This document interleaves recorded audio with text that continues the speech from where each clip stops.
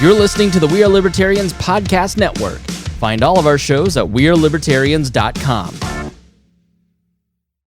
Hey folks, Brian Nichols here from The Brian Nichols Show. Are you tired of partisan politics? Do you want to hear the news without that media narrative? Do you want to be more well-rounded as a person? Or how about this? Do you want to get to know and learn from noted entrepreneurs, elected officials, C-level executives, economists, and more? Well, how about this? Look no further. Welcome to The Brian Nichols Show. Again, I'm your host, Brian Nichols. Go ahead and learn more at briannicholsshow.com. Okay, so hear me out. You like getting cash back for the normal stuff you buy throughout your week, right? Of course you do. Check out the Dosh app. That's D-O-S-H, Dosh. Dosh is available at the App Store and Google Play Store and securely connects to your credit or debit card. From there, every time you use those cards, Dosh searches for available offers. Once it finds one, Dosh automatically redeems the offer and converts it into cold, hard cash. Muchos dineros, brother? Then deposits that directly into your Dosh wallet. Click the link to download and join Dosh today and get $5 just for joining. This link is exclusively in the show notes of this episode. So, show notes, special link, Dosh, $5 cash. Start on the path to quick and easy cash back on the things you love today. Hey everybody, check out the Break the Bell podcast, where we believe your voice is your most powerful weapon. For a weekly dose of our take on what's going on in the world, mixed with a side of history. Find us wherever podcasts are found or on social media handle at Break the Bell Pod. And most importantly, never stop talking.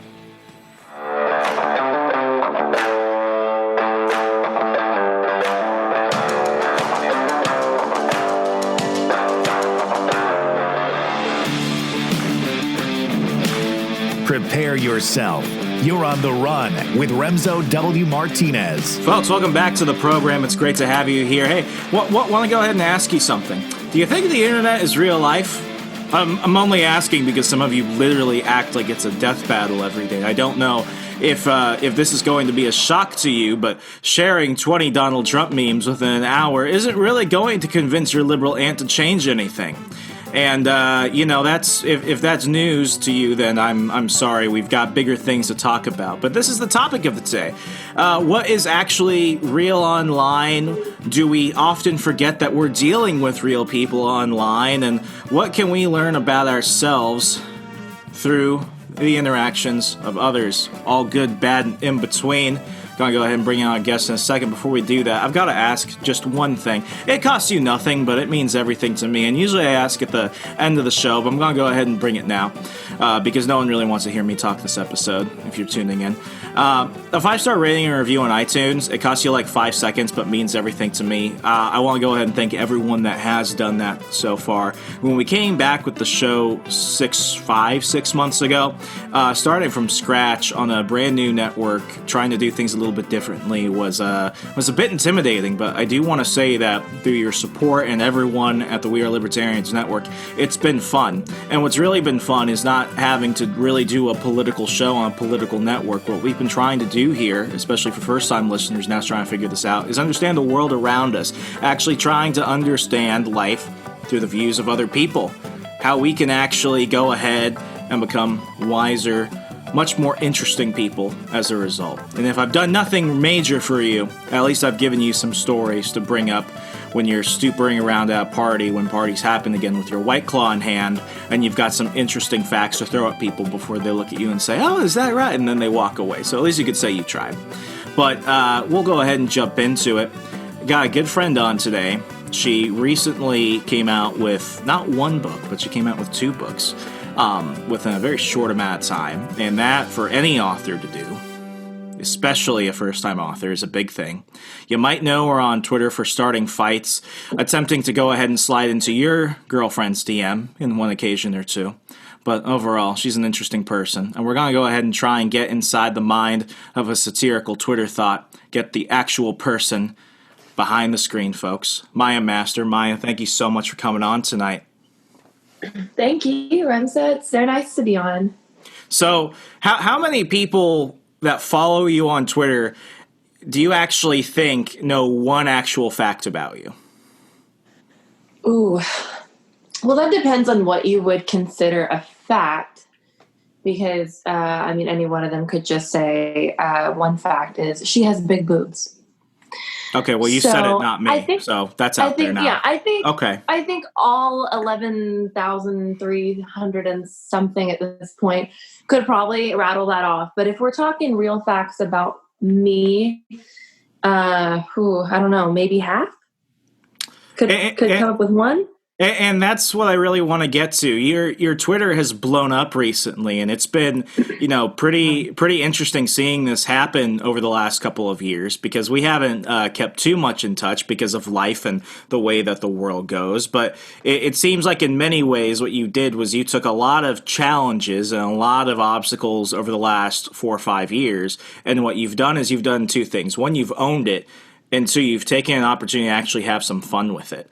When did the Myah Master personality of yours kind of jump in, and what's the road been like thus far? Because if you had told me that your plan a few years from now is to grow a massive Twitter cult and then eventually milk Sims for their Cash App info, I'd probably say, well, that's a little bit wild, but during the world of 2020, anything is possible.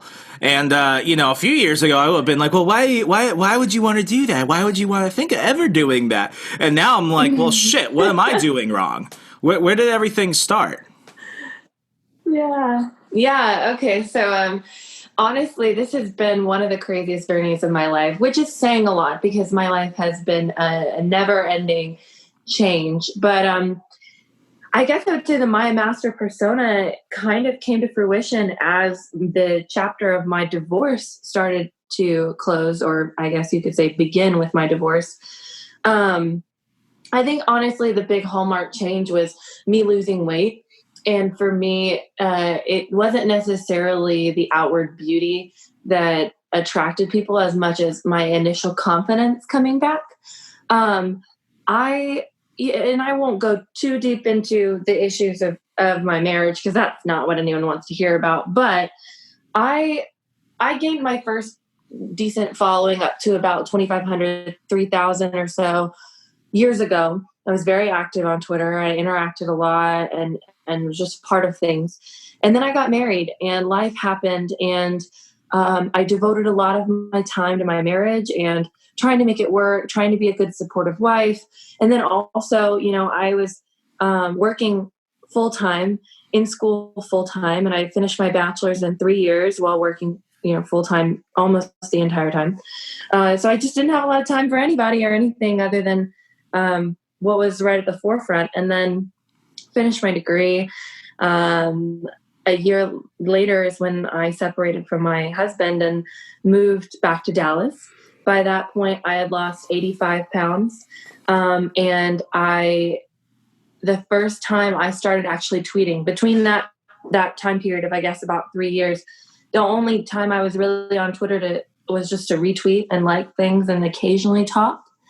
And then I tweeted one night a side-by-side. I said, 85 pounds down, never going back. I went to bed.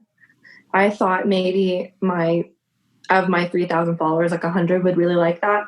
I woke up to my tweet going like semi-viral of like 7,000 likes. I think I got over 1,000 followers that night. And it just blew up. And next thing I know, people are messaging me and I'm just inundated with, what did you do? Tell me all about it. Tell me your story. And so from, I think that point on, which is about November, December of 2019, I just started blowing up. And so I just started talking again. I've always been a very vulnerable and open person with my challenges. But I hadn't been talking about any of them because I didn't want anyone to know. I had kind of created this persona years ago of the woman who had overcome it all and was now living her best life. So I wasn't ready to tell the world that I didn't, and that I had a lot of setbacks. And so I just took that leap and said, you know what, I'm going to talk about it. And here I am. Yeah, no, I feel like for women, and no, I'm going to preface this for first-time listeners. I'm not a feminist. I'm not about to go ahead and, say something that's remotely gendered politics, but like, I believe that for women, especially online, they have more standards than men are upheld to. I don't think that's a controversial Yeah. thing. Yeah. And No, definitely. We're expected to always be on. And that's something that I've struggled with as this, I don't want to say fame necessarily, but moderate fame has come about, because even at the beginning of the year, I was only at about 4,000 followers. And from about January to now, I've gained about 7,000 more. And over time, it starts to get to you, because you feel, I don't do it for the recognition. I want to keep and grow my following because it gives me an opportunity to help people. And I see it every day. I get genuine opportunities to really help people. And so it's important to me to keep that, I wouldn't say persona, but opportunity to connect with people. And part of that does come from the Twitter THOT persona, because it allows me the opportunity to reach people who probably need to hear what I have to say the most. But there's a level of expectation behind it, of always having to be on, always having to have something to say, not being able to take a couple days off because people will lose interest and they'll stop following you, or they're on to the next thing.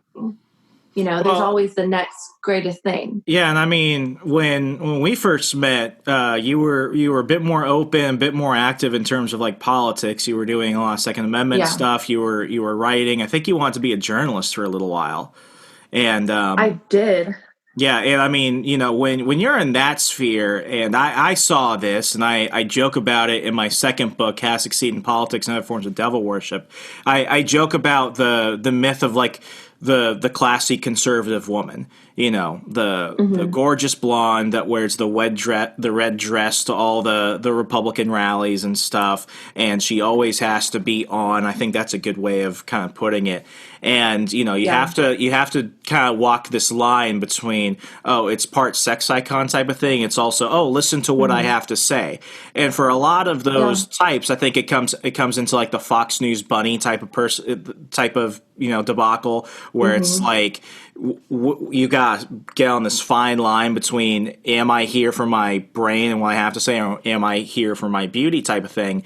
A lot of women, they try and go in one direction or another. They try and go super classy. They dress more masculine. They try and appear, more like they can compete with the boys. I think you've got the others who will go on Fox and talk about how bad Biden is and shit like that. But then they'll go on Instagram and it's just like, them wearing a holster top at the range, doing a calendar shoot. And it seems like you kind of just rejected that, and when you kind of transitioned into like the Twitter THOT personality, did it start off more serious or did it start off more satirical? What was the change in mind for that? Because it seems like in many ways, once you kind of choose one, you can't go back to the other.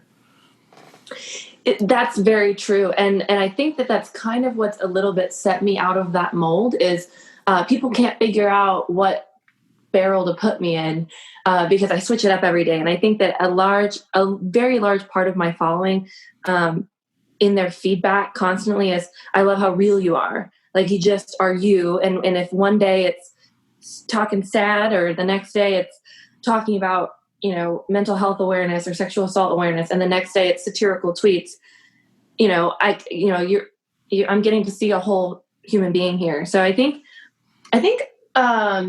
if I really think about it, probably, honestly, COVID. I got bored. I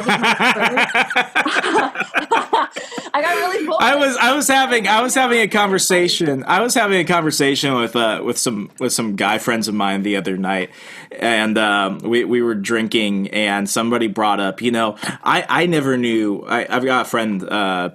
Sean, he went to University of Arizona. He's on the degenerate panel that we have on my show, and he was a partier back in college, and he made a lot of good lifelong female friends, completely platonic friends out of it. And University of Arizona, they were all gorgeous, and it's Sean, so of course he was attracting gorgeous women. Yeah. But what was super funny was how many of them, because they lost jobs or something, ended up going over like OnlyFans. And then we saw our Yeah. friends who were like really shy and timid. They got bored or they, lost a job or something. And now they're doing that. And then they pop up and it's like, well, damn, where did this happen? I feel like COVID. COVID. If I had lost my job, I would have thought about it, honestly. I feel would've. like COVID has forced a lot of people to do a lot of things that they wouldn't have done otherwise. Yeah. I was very lucky and fortunate to keep my job and my career. I am threading that line with my satire, I'll be honest. But which was I'll say that was the catalyst for the persona. Was I didn't want people to know my name because people were beginning to dox me. But my first joke, I guess off-color joke, was at the beginning of COVID. I went to the store and I could only buy certain things because everything was sold out, but they had chicken nuggets that were shaped like letters. So I got them, and I'm thinking of just funny Twitter content to keep, I was just bored, and I was interacting with people on Twitter. So I was like, what's something funny? I just dumped it out on my counter, not on my counter, I'm not disgusted, but dumped it out on there are some plate standards. And was like, Bill. okay, what can I spell? What can I spell here? And Father forgive me, but I spelled out "fuck me" on a plate, and I said 1 week into quarantine, and I took a picture, and that kind of blew up a little bit, and people loved it. So then I went and bought more chicken nuggets, and I was coming up with different terribly off-color jokes with my chicken nuggets, and people were coming back to that. I did that for about a week. Every day I would post a new chicken nugget message that was terrible. Oh my God. And then also I called them I also tweeted this. I called them my daddy Trump bucks. And although I'm not a fan of Trump, it was funny. So I took my stimulus check, and while I did pay off a chunk of debt, I decided to buy the huge fluffy boudoir robe and lingerie set. So I want to pause for a second, because this is okay. Fun fact behind the scenes. This almost got me in trouble.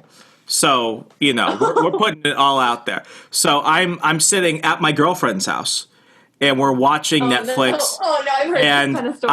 I'm scrolling down, and next thing you know, I see you had another tweet. And at that point, I realized, it's gonna be something funny. But I go to that, and two things popped in my mind. One, okay. Two, that's Myah.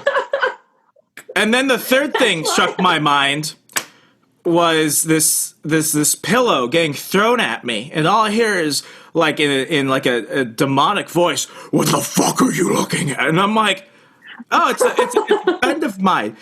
That's not a friend. That's even worse. Yeah. So eventually, eventually she calmed down. She's like, "Oh, I like that," and I'm like, "I will buy one for you if you want." And she's like, "Stop it." Yeah. So then it went there, but that was one of those moments where I'm like, well, that's out on the internet now. What was it? Just the Trump bucks that prompted that, and you're thanking the God, Lord, Emperor Trump with that, or what? No, because that was a fine use of a stimulus check as an American man. That was, good job. Yeah, but thank you. Yeah, but I bought what? it, and then I realized, no, I was very single. I said, no one's ever going to see this. I want everyone to see this. That's amazing. And that was the confidence in me. I said, if I don't have one person to show, I'm going to show everybody, because I look damn good and I want people to see this. So I took a lot of photos, and then I sent them to my girlfriends, and I said, which is the least scandalous of these? And then the one I posted was the decision, and it was kind of classy, but a little risque. So I posted that, and that blew up, and everyone was like, "Oh my God, you look amazing," and whatever. Well, then I don't know if I had changed my name to Myah Master at that point. I think I just had it at Myah. Mm-hmm. And I also, during COVID, I had my alter ego. That was one thing that my followers know. If I go and tweet, Myah is here, people know I'm shit-faced. So my alter ego when I'm drunk is Myah.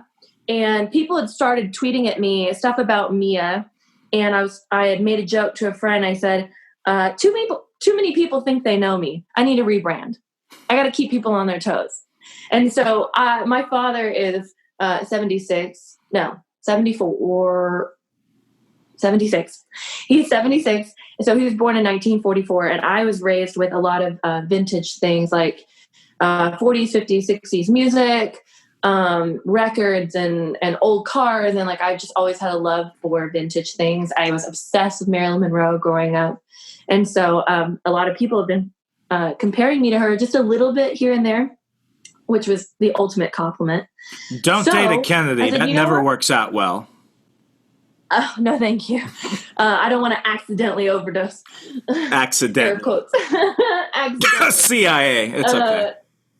Agreed. Also, Jackie. I pissed off the COVID cough. Jackie. So I said, I'm a rebrand. So the other part of what I did with that money was not just the robe, but I went and bought like a bunch of vintage clothes. And I said, you know what, this is what I'm going to do. As soon as I get back to work, I'm going to just start dressing in more like vintage style clothes.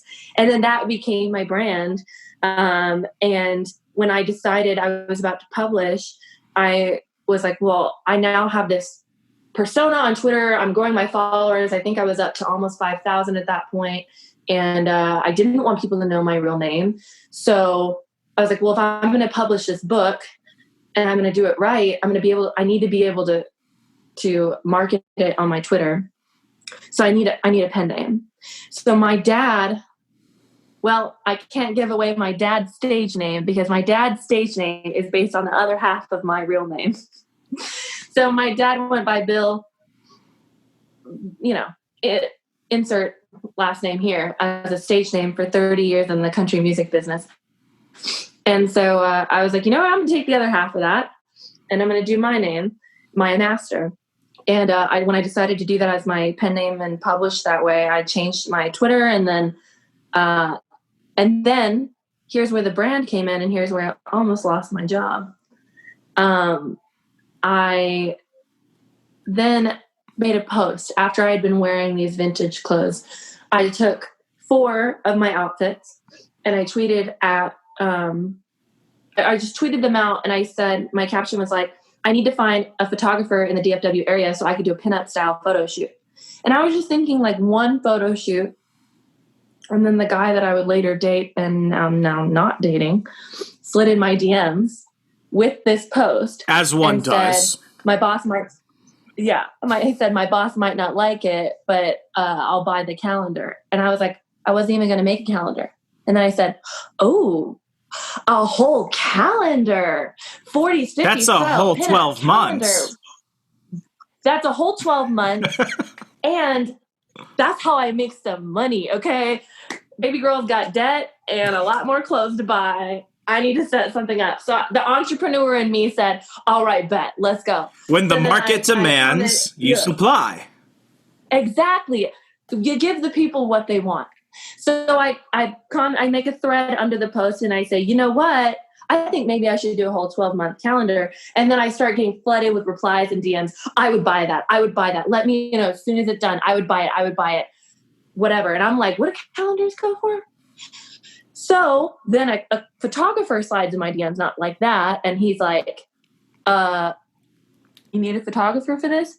And I said, honestly, yeah, but like, I don't have it in my budget to pay for 12 different photo shoots. He said, well, I'm trying to transition from real estate photography into portrait photography. Right? Comments to yourself on this one, Remso. Comments to yourself on this one. But he saw an opportunity. So I said, all right, how about this? And you can tell me if I'm lowballing, but why don't we just go in? I supply my outfits and props. You supply the photography and editing. We go 50-50 on the proceeds from the calendar. And he said, it's a deal. We're now business partners.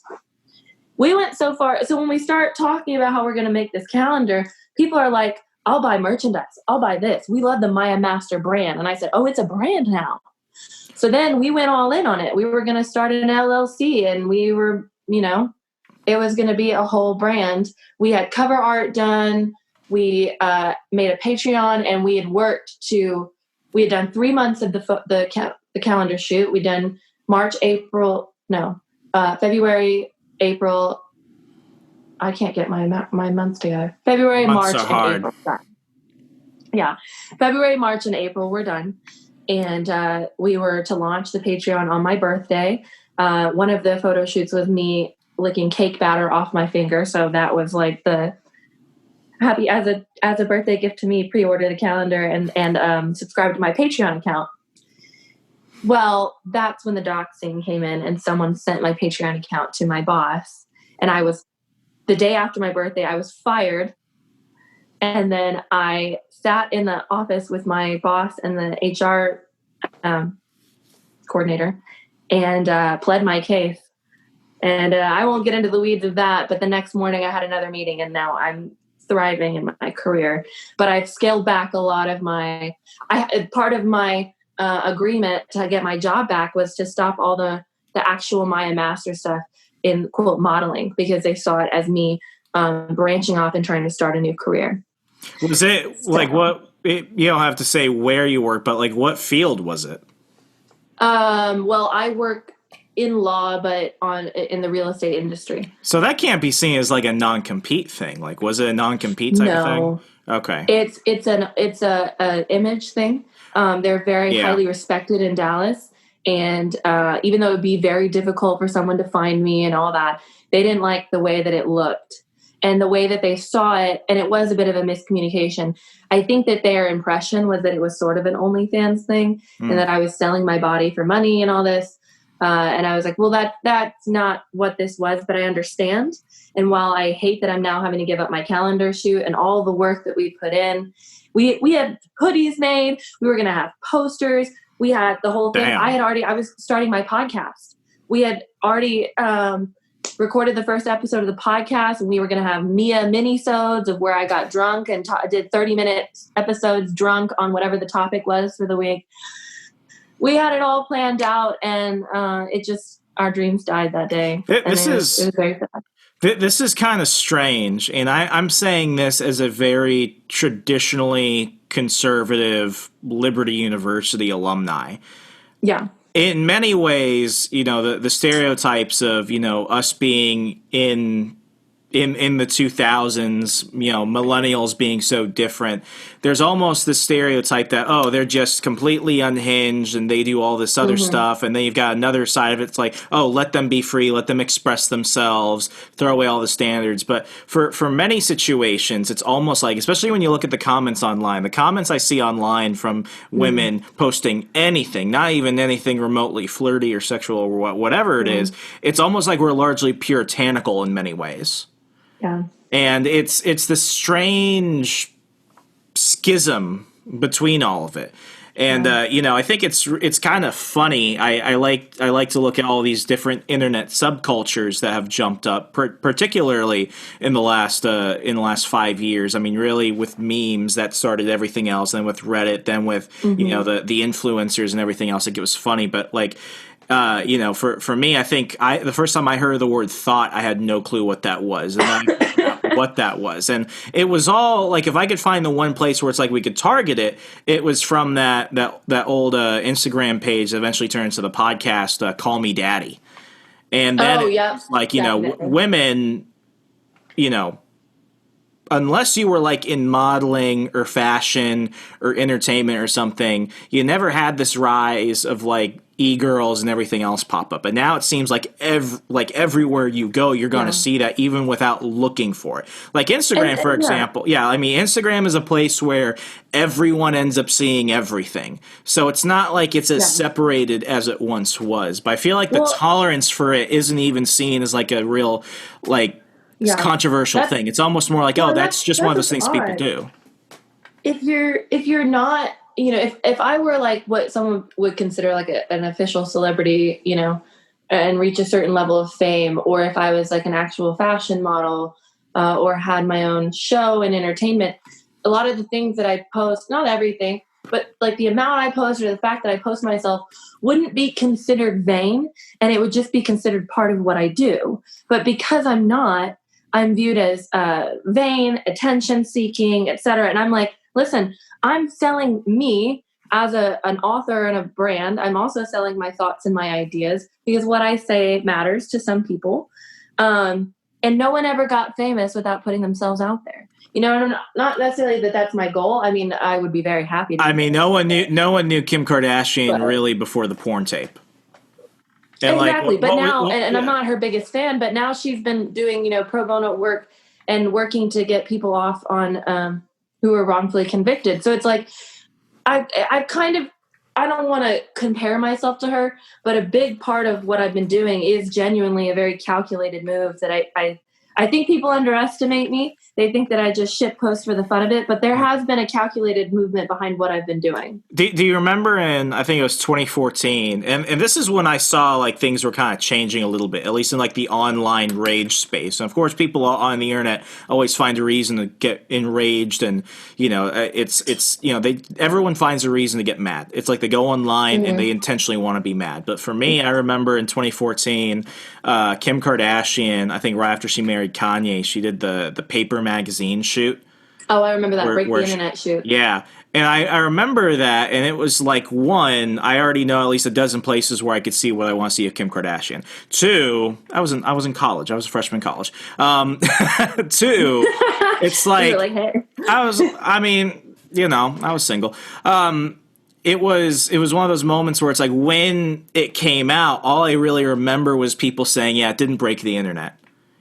And at that point, I remember watching that. I'm like, oh, if Kim Kardashian can do that and we're not seeing 20 different hot takes on Fox and CNN about it, I think people have kind of mellowed out about this whole thing. Yeah. And I like that. I mean, there's been a big positive movement and when we talk about body positivity now versus a few years ago, a lot of the conversation on body positivity back then was just about being comfortable in your own skin. But now it's like, no, I can show myself.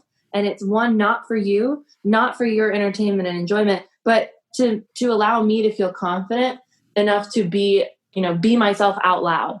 I'm proud of my body. There's nothing wrong with me showing my body, and I can actually show my body, and it isn't inherently sexual.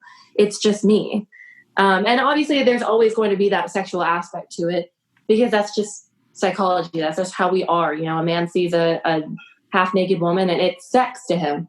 But a big part of this body positivity movement amongst women is that even if it is sexual, I can be sexual and it doesn't make me a whore, doesn't make me less than.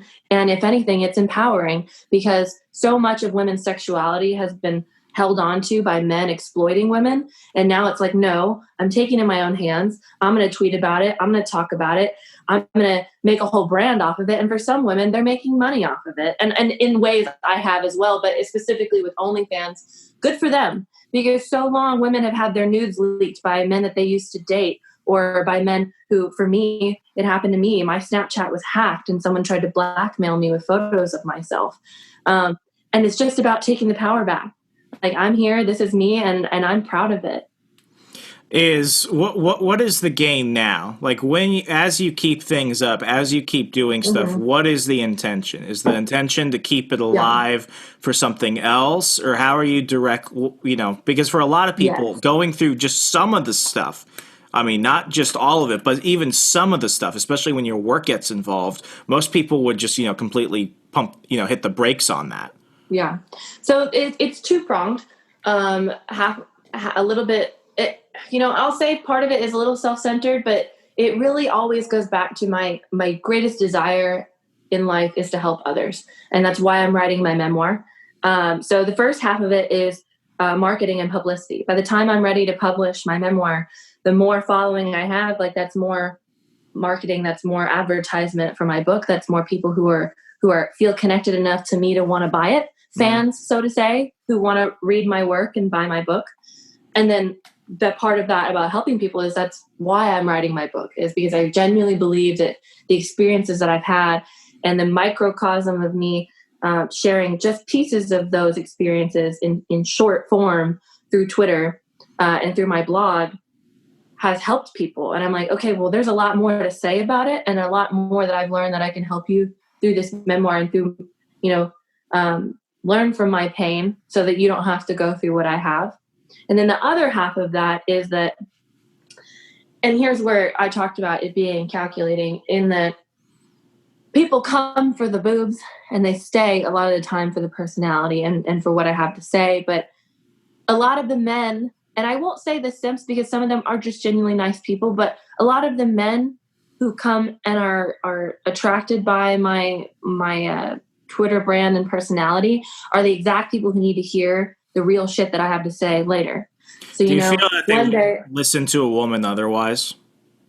I think so. I think that they wouldn't be exposed to the ideas. Because, I'm not saying people that. Get in this group think. Yeah, I feel like this is why I'm glad we're talking about this, because I feel like for a lot of people this is a conversation they typically wouldn't get otherwise.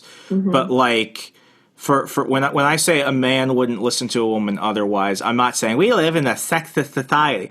But I also think it comes down. I believe that some of that stuff happens. I don't just believe it. I know it happens. But do I think it's as egregious? Like, is it 1950s Mad Men type of stuff? I wouldn't say of course not. But I feel like for a lot of this stuff, and I don't blame the internet. I don't blame TV. What I genuinely blame are just I always try and throw things back to the individual level. I blame men themselves.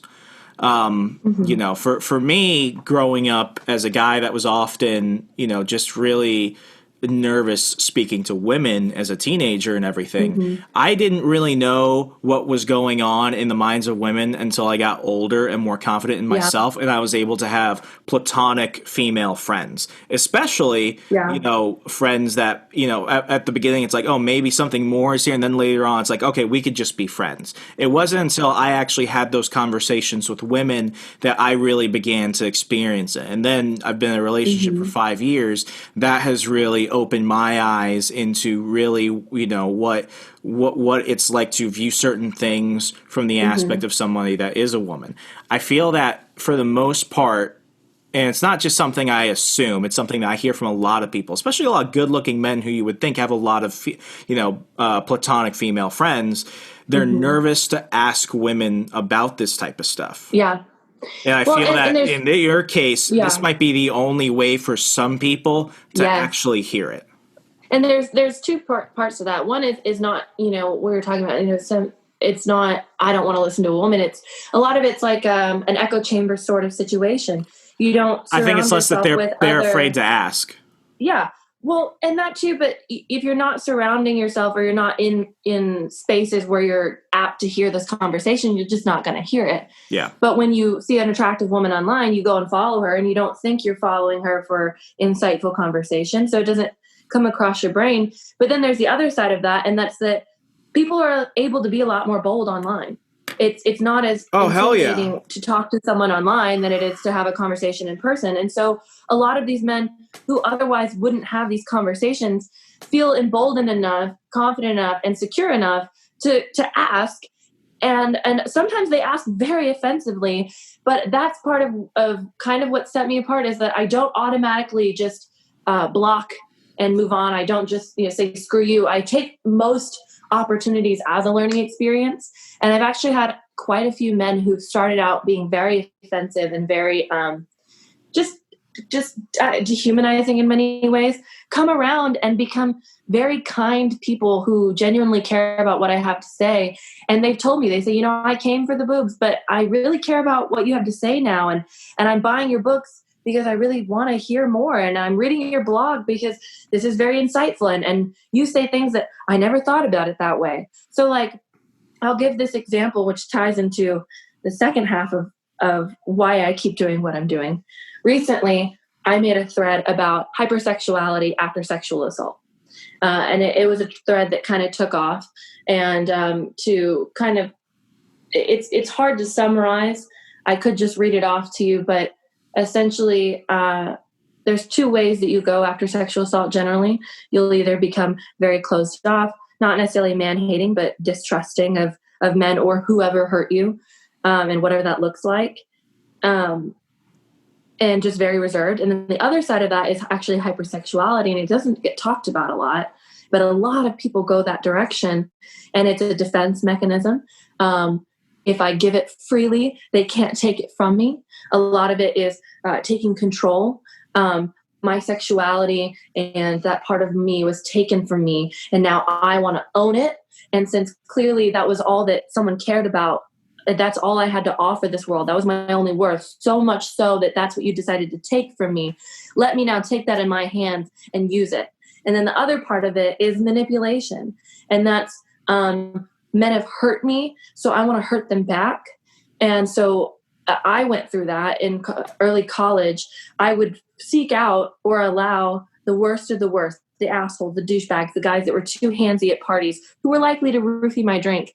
And I would take that and run with it. And I would give myself to them essentially, and then ghost them and treat them how they treated other women. And through the psychological aspect of that, a lot of them fell for me. And then I would just never speak to them again. And I'm not proud of this. And it was a very short period of my life. What was the immediate feeling though? Like, was the immediate feeling like of, you know, is it positive? It was, it was positive. And afterwards, I would always feel bad because that's just not who I am. I'm a very compassionate, kind person. I always felt guilty about it. But, and it's kind of funny, it's kind of like good luck, Chuck. During that period of time, almost every single man that I did that with went on to have beautiful, successful, wonderful, committed relationships with great girls because it finally occurred to them it didn't feel good what they were doing to other people, and they felt what it was like to feel used. And I do not support doing this, but I'm just tying it back to a lot of the, I guess you could say, bitchy or slutty or whorish behaviors that men detest in women and that people talk down to or have in the past came from trauma. They're trauma responses, and they come from a place of pain. And I will say as a caveat, being a very sexual person does not make you a whore, and it doesn't make you less than, and you don't need trauma to justify these decisions. Go for it. But what a lot of the men afterwards, after I made this thread, they were like, oh my God, I never realized that. I actually have a few female friends, and I was really disappointed in seeing how they were just throwing themselves out there all the time. And now I remember that they were assaulted, and now it makes more sense. And a lot of men were saying, I don't know if any of the women in my life have gone through this, but how do I approach them? How do I reach out and ask, how do I help them? And I've gotten so many messages opening up about my sexual assault from men specifically saying, how can I best support the women in my life? Especially, how do I support them not knowing? And so I've taken this opportunity, and that's the overarching part of this, is that the people who need to hear what I have to say on these subjects, who need to hear this and have this dialogue, are the people who come just for the boobs and just for the sex.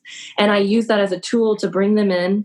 And it's part of how I've turned my hypersexuality in a different way, in a more positive way. Now I can still get that control of my body and my sexuality. I can still feel that confidence and power, but I get to use it for good. And I get to have these conversations with people, and especially with people who wouldn't hear them otherwise. And it's making a difference in their lives. And I'll hear back from them, just like the people who take my weight loss tips. You know, a month, 2 months, 3 months later, they'll come back to me and say, thank you so much, I've lost 30 pounds. Or in this case, I finally reached out to my sister or my friend or my coworker or my ex-girlfriend or my current girlfriend. And I had these conversations like you told me, and it's made all the difference in the world. And it's really opened my heart and opened my mind. And, you know, I just genuinely believe that you should be the change you want to see, and that these micro interactions, you know, it's like, you know, flap of a butterfly's wings causes a tsunami sort of thing. And it just trickles down, and people continue having these conversations. And I've had men say, actually, a friend from high school called me a few days ago. He said, I really want to talk to you about something. And I said, okay. We don't really talk very often and haven't since high school. He called me and said, so I was actually out at a bar and I ran into someone from high school, and they said, hey, do you still talk to Myah? And he said, yeah, sometimes. Why? He said, I follow her on Twitter and she's so funny and all this stuff and blah, blah, blah. But she made this thread recently. Have you read it? No, I haven't. And then they actually, 2 men sat and had a whole conversation about my thread, and we're just like thinking it out and having a conversation. And then this guy called me and said, I had never told anyone about my sexual assault. And so I told my mom, and then I told my family members. And now I don't feel so guilty for my hypersexuality. And I also wanted to tell you, I'm really sorry for how much I judged you in high school, because I didn't understand that that's where it was coming from. And so I've been reaching out to a lot of my female friends who might have gone through the same and having these conversations. And it's just, that's why I do it. And that's why I'll always do it. And that's why I stay vulnerable, because every time I talk about these things, it's never easy, but it's worth it. I would not have thought of it that way. I really wouldn't have thought of it. To be quite honest, kind of going into the conversation, just from my own personal judgment view, I thought it was going to be, well, I've been hurt, therefore I might as well take advantage of what's going on. It's just an honest assumption I had, and to actually hear it this way is, you know, it adds a lot more depth to it. So no, that's really interesting. To kind of pivot in a way, you mentioned that you were single earlier. This is a question I've had for a lot of my single friends in the last, I want to say, 2 years. It's not really a topic right now, but, you know, with this whole, you know, thought conversation, it's something that we can't avoid, which is, you know, has the whole Me Too movement. Yeah, has it been better or worse for women? Because I look at it on the pro side and I'm like, it's finally, you know, something that more women are able to talk about, and even men in many cases, where now, you know, the scumbags are being exposed. But at the same time, we've also seen the inverse side of it, where now, you know, and I use the term, I say this with a lot of things, but I really try and overlap it. I say that we're an extremely religious, puritanical society, but I don't mean Christian. By religious puritanical, I mean we go with these you know, I'm gonna finally use my fucking degree for the first time in my life right now. We live in this very neoliberal, postmodern society where we have no rules, but we have more societal rules now than at any other point in our lives. And, you know, I mean, we're relatively close in age, so I could say I never saw this happening. But in many ways, I'm glad that I am not single right now. And I'm glad that I met my girlfriend when I did. Because, you know, as I look back and I look at this situation with how everything is suddenly occurring now and how every, you know, good guy has to be a feminist and that shit, I look at it and I'm like, I wonder if the things that I would have done would have still been good now. And as I look back at it, you know, I don't think I would have gotten in trouble. I mean, my biggest thing is I think, you know, what would it be like if I was flirting with somebody now? Is that flirting? You know, is it, you know, how far do you go in that situation before, one, it's unwanted, or two, it's acceptable? Yeah. Because in many ways, I feel like, especially with internet culture and everything else, I think a lot of men are actually afraid to even be somewhat flirtatious with women. Yeah, so a few things. I mean, I think that you and I probably disagree on the topic of you know, feminism or using that term. I used to be very like, I'm not a feminist because I'm an equalist or a humanist or whatever, but I've kind of changed my tone on that. I don't necessarily expect let's try and understand this. How do you define it? I just define it as someone who believes that men and women should have equal rights and be treated equally, and that women should be treated with the same respect that men are. So that's how simple I see it. So what would the difference be between just being just a respectful person and having to identify as a feminist? Because in my way, I don't expect a man to say, I am a feminist. But I also wouldn't expect a man to say, I'm not a feminist. I just expect him to treat me with respect and to advocate for women in appropriate ways. And that's about it. I've never expected a man to like proclaim it in that way. But for me, it's I won't go as far as saying red flag necessarily, but it's a bit of a stopper when a man says, I'm not a feminist, because it doesn't tell me that he doesn't believe women and men are equal. It tells me, I don't think you understand the movement or the perspective that as women, we're trying to convey. I'm not a third wave feminist, but I feel like that's kind of that. Okay, that is where, and that's the thing is, I can say I'm a feminist, and it doesn't mean I'm a radical feminist. It doesn't mean I'm a third wave feminist. It doesn't mean that I believe X, Y, Z. It doesn't mean that I don't believe in chivalry. It doesn't mean any of those things. When I say I'm a feminist, I am advocating for the dictionary definition of the exact statement I'm making. I am a feminist. A feminist is someone who believes inequality. And so I think that the only way to take back that term is by using it in the context it's meant to be used. I think it's like, I think feminism falls into a lot of other words. Like, you know, if you had said social justice in like 2010 or something, I remember a lot of people using that. It was not what it means now. You say it like 10 years ago, it's like, well, of course people want, you know, societal justice. That's not a big thing. Social justice, yeah, we want more equality amongst people. That's fine. I think for me, it's hard to separate feminism from, one, what was it inherently when it was first a thing, you know, equal legal protection and legal recognition of women as people, and then what it is now. So I guess for me, I come at it from that side, because it's just, I feel that for a lot of people when they go into that conversation, that's immediately what's at the front of their mind. For everything else that you said, I would agree 100%. Yeah, like I would agree 100%. Well, and I struggled with that for a while too. Though. Yeah. But at the same time, I struggle with that too. But then what occurred to me was the more that we keep saying that, and the more we feed into that, the more it takes away from what it was originally intended. So like as a loose example, and I don't want to talk about her because she doesn't really deserve it, but loosely talking about curly hair gun girl. A lot of people say, if y'all would just stop talking about her, she wouldn't be relevant. And it's the same kind of concept on the reverse.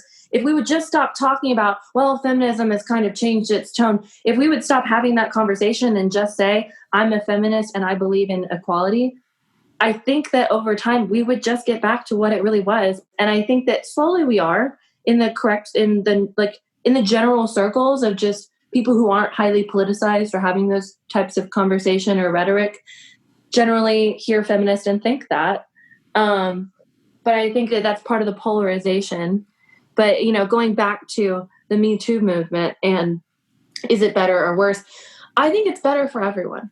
And I think it's better for men because we are making it very clear with our loud voices what we find okay and not, what we're comfortable with and what we're not. The experiences we've had just from an anecdotal perspective of what has made us uncomfortable. Like I've talked about it before. You can get past me in a crowd and you don't need to touch my lower back. Men, and I've tweeted before, men, I just want you to think about this. The last time you needed to get past a man, did you touch his lower back?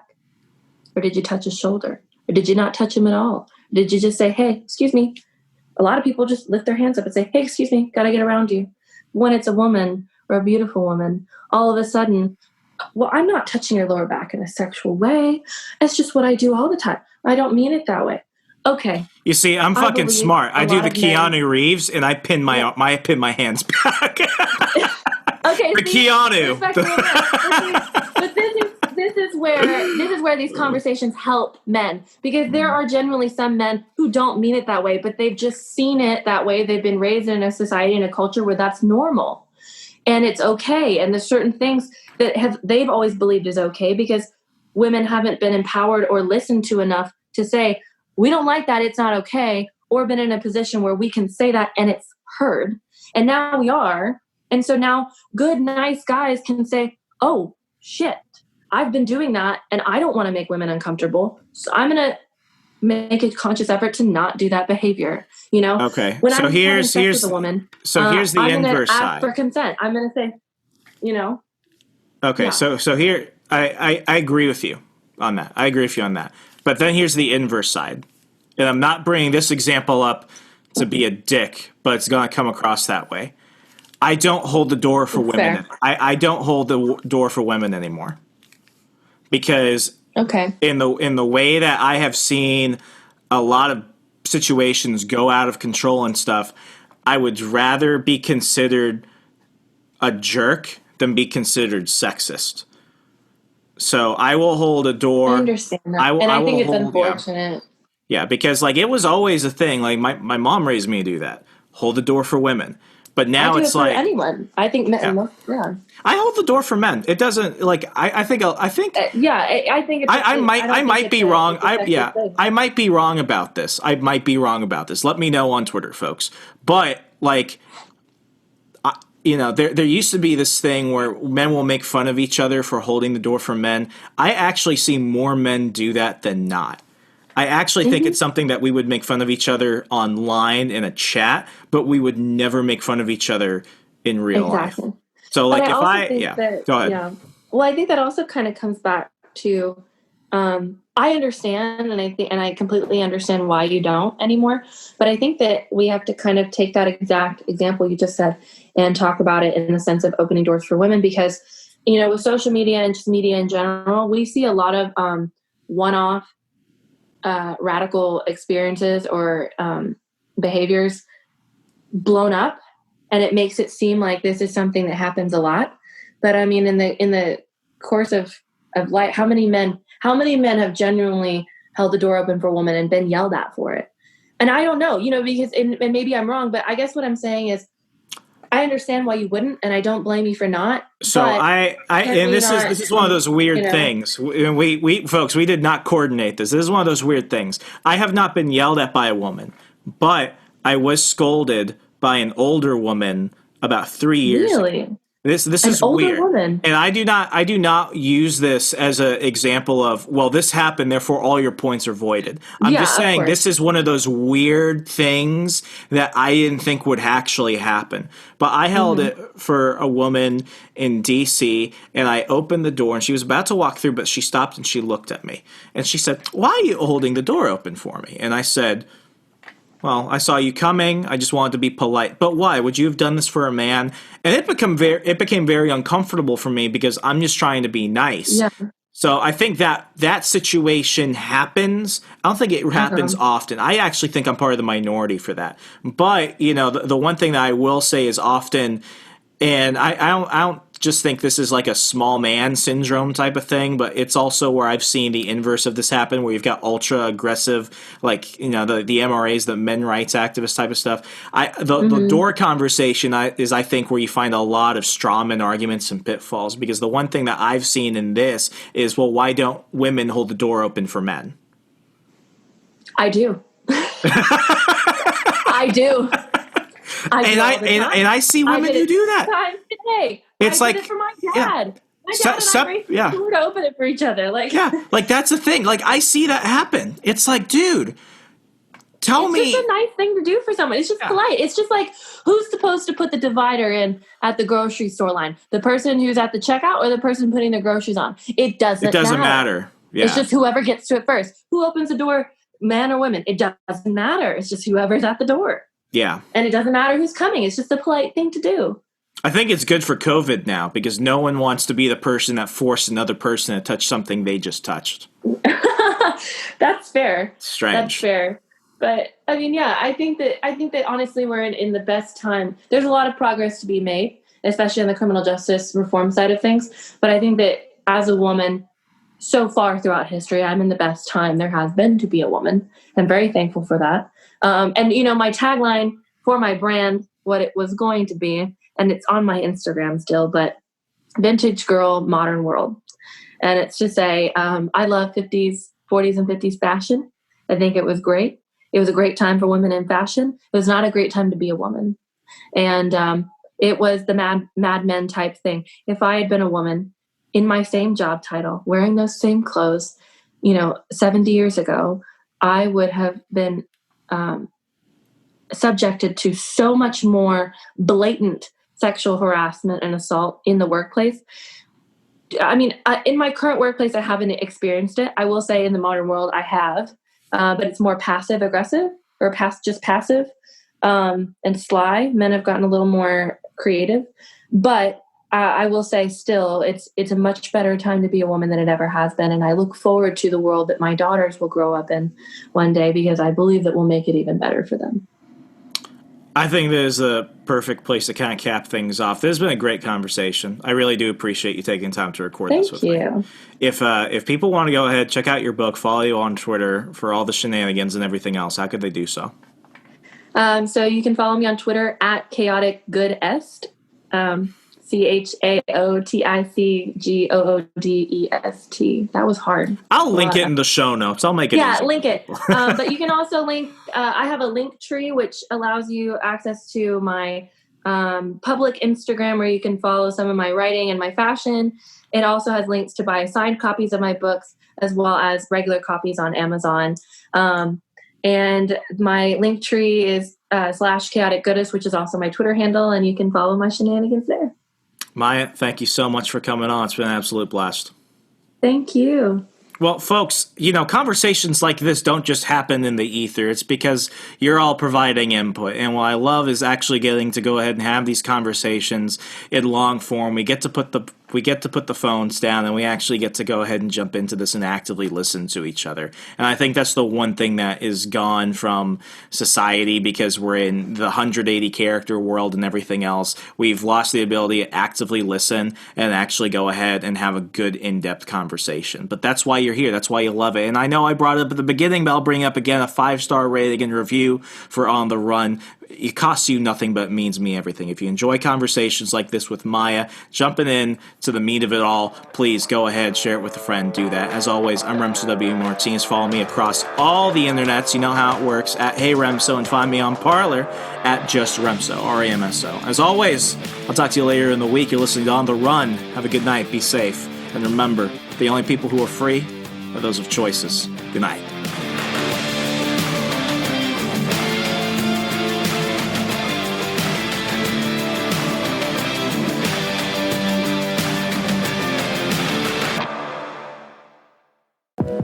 Check out our other shows and more from the We Are Libertarians network at wearelibertarians.com.